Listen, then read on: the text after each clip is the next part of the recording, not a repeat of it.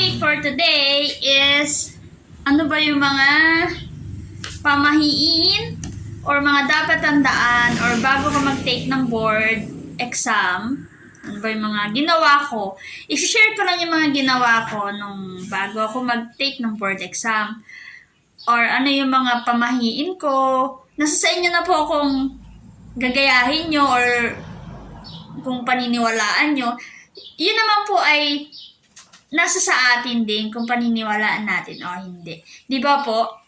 So, story time again ulit po tayo. Istorya ko lang yung mga ginawa ko nung magtitake ako ng board for teachers. Okay? Ayan. So, mga magtitake, baka kapareho ko kayo ng ginagawa or pamahiin. So, pareho tayo. Okay. Bali, nag-review ako, mga 3 months siguro yun. Nag-review ako. Self-review po ako. Bali, ginawa ko yung mga papel na maliliit, tapos sinulat ko dun yung mga dapat, mga keyword, tapos kinakat ko, tapos dinidikit ko siya sa pader.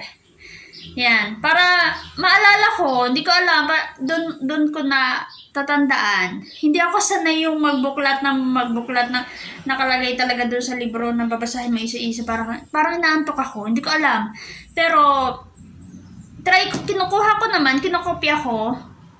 Tiyaga lang para magawa natin. Tinaga ko siyang kopyahin. Halos siguro mga nasa 300 na yung nagagawa ko, dinikit ko siya sa pader, tapos everyday ko siyang binabasa, everyday ko siyang china-challenge yung sarili ko. Nag-e-exam ako ng sarili ko. Sa totoo lang, tinetest ko yung sarili ko.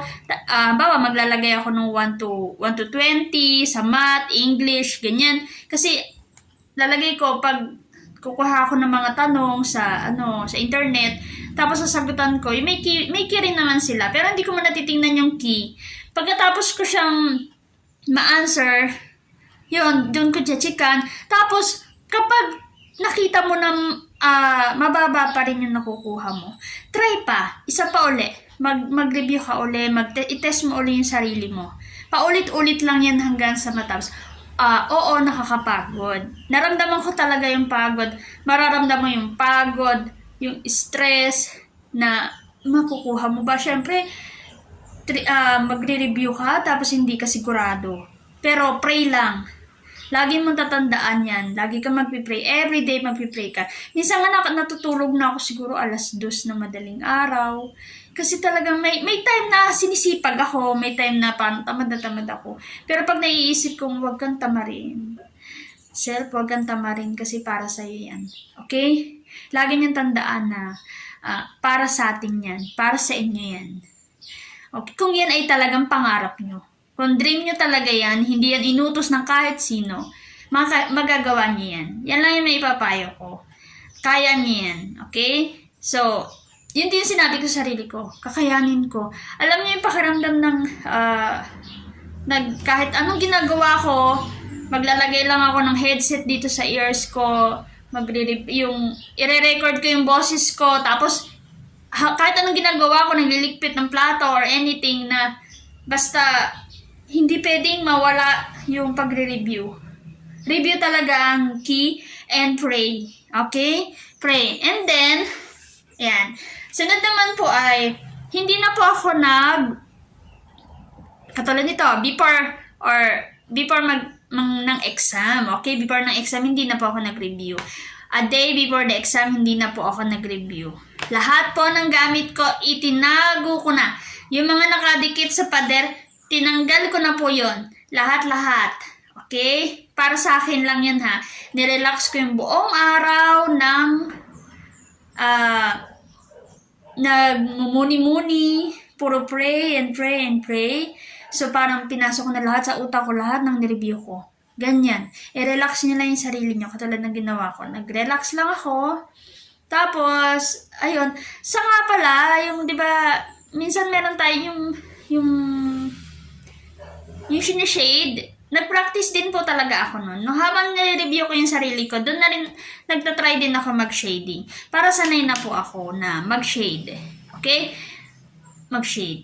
Okay, next is Ano ba yung pinaka naging pamahiin ko para sa akin? Okay, ito po yung pencil na ginamit ko during my exam. Ito po siya. Ako rin po yung nagtasa nito. Yung iba pa nagpapatasa po sa mga nakapasa na. Pero ako po nagtasa nito. Pero yung ganito, ito. Meron akong, ito, reveal ko. Ito yung tali na kulay red. Ewan ko, basta pakiramdam ko, pag may ganito, tinalian ko siya, pakiramdam ko, ibig sabihin nito may laban ako. Lalaban ako hanggang dulo. Ganyan. Yun yung para sa akin. Red. May touch na red. Naghanap pa talaga ako ng tali na red para lang maitali ko dito. Okay, ito po yung ginamit ko during my exam. Ginamit ko na rin to bago ako mag-exam. Yung habang nagpa-practice, ginagamit ko siya. Kung napupunta sa uli, parang sanay na siya. Sanay na rin yung kamay mo na yun yung hawak mong pencil. Relax, parang feeling mo nasa bahay ka lang. Nagtitake ka ng exam, nire-review mo yung sarili mo. Pero ang totoo, nandun ka na mismo. Nagtitest ka na, nag-e-exam na ako. Ganon yung pakiramdam ko. Yun yung para sa akin.